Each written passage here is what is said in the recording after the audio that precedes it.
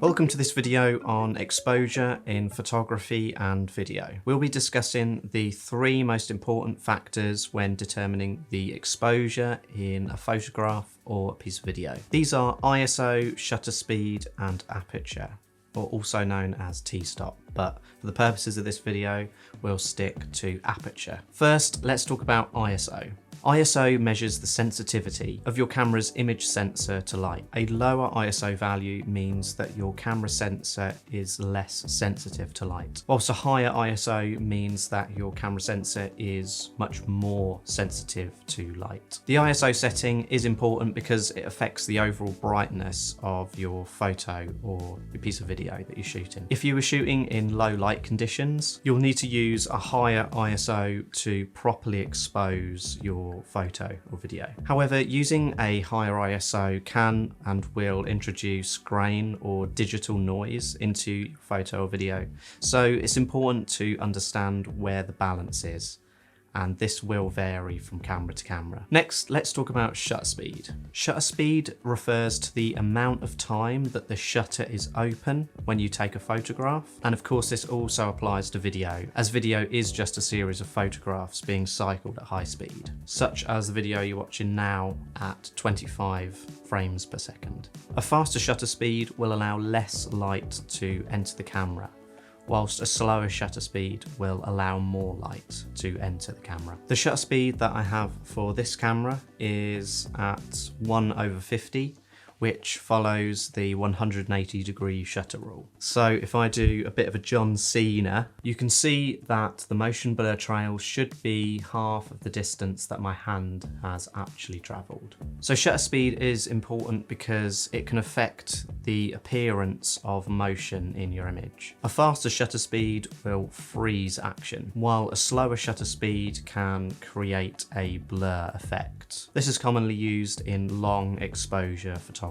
In the case of video, a high shutter speed might be used in something like an action sequence, a fight scene, where a creative decision might lead to the action looking quite choppy and chaotic, or perhaps for some visual effects work against green screen, where keying motion blur can cause issues. So shooting with a higher shutter speed will help to achieve a much cleaner key. It's important to choose the right shutter speed to match the subject and the overall look that you're trying to achieve. Finally, let's discuss aperture. Aperture refers to the size of the camera's aperture, or to the opening of the lens through which light passes. A larger aperture will allow more light to enter the camera, whilst a smaller aperture will allow less light to enter the camera. Aperture also affects the depth of field of an image, which is the range of focus from foreground to background. A larger aperture will create a shallow depth of field, which can be useful for isolating the subject and blurring the background. A smaller aperture will create a larger depth of field, which can be useful for keeping most of the scene in focus. One small thing to note with a lower aperture is with some lenses, the wider the aperture, the less sharp the lens gets. This of course depends on the lens, but it's just something general that you should be aware of. So there you have it, ISO, shutter speed, and aperture. All important factors that determine the exposure and the look of an image. By understanding and controlling these settings, you'll be able to better expose your photos and videos and achieve the look that you're going for. It's called the exposure triangle because you're constantly making compromise and doing a bit of a balancing act to achieve the look that you're going for. Some things that are worth noting as just sort of side notes are ND filters, or neutral density filters, are another way to change the exposure. These are filters that often go on the front of the lens, but sometimes you can get cameras with internal NDs.